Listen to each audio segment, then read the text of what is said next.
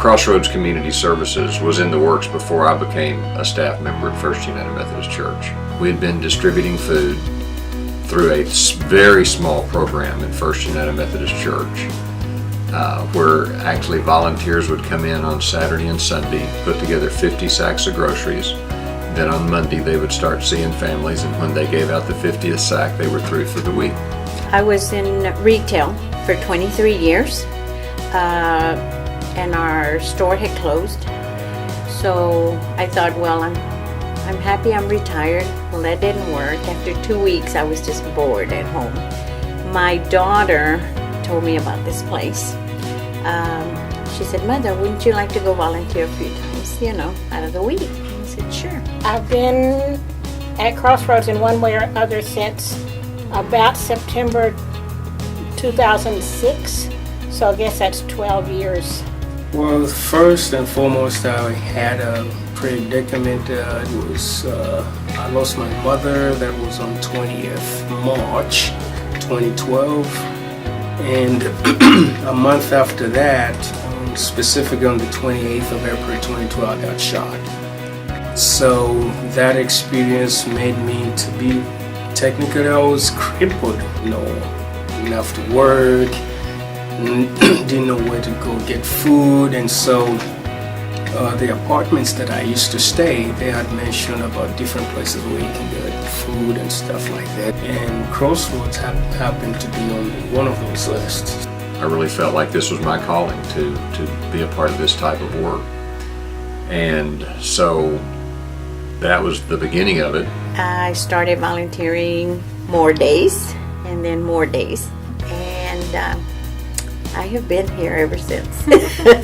Over these 12 years, I've gotten to know a lot of the clients, know their stories, and I've become friends with a lot of them. I came up here, I was just impressed with, first, it was Miss Virginia, the way she handled all the people in a humane kind of fashion. And then I was so intrigued with Jean's way of speaking Spanish.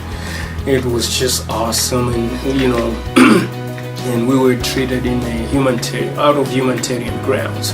And then I was here and helping out because to me that kept me alive. So basically that's how I came up to be a volunteer.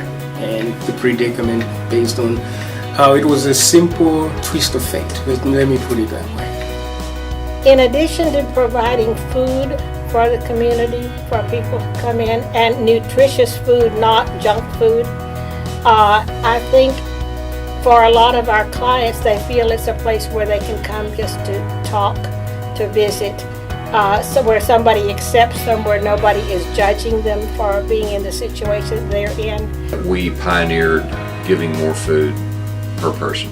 Something as simple as looking at it and saying, people should not leave here with a small amount of food. Let's have them leave with an abundance of food so that they don't have to go to multiple pantries. I've had clients come to me and say, we love coming here. Everyone here is so nice and caring. And it's true. When we did a survey a while back, one of the questions to the clients was, why do you come? And an answer was, because my friends are here. And that was us. That was the staff and the volunteers. When you think about the actual definition of volunteer, somebody doing without being paid. So the question comes, why are they doing that? Because there are so many places one can go and get paid for whatever.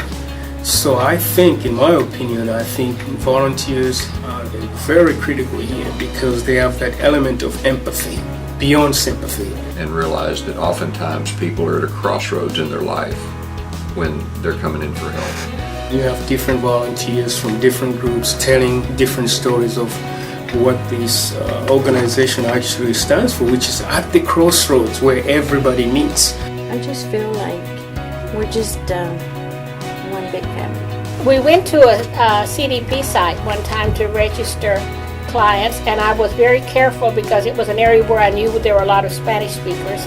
So I had volunteers who spoke Spanish as well as volunteers who spoke English. The first client who came in to be re-registered spoke only Korean.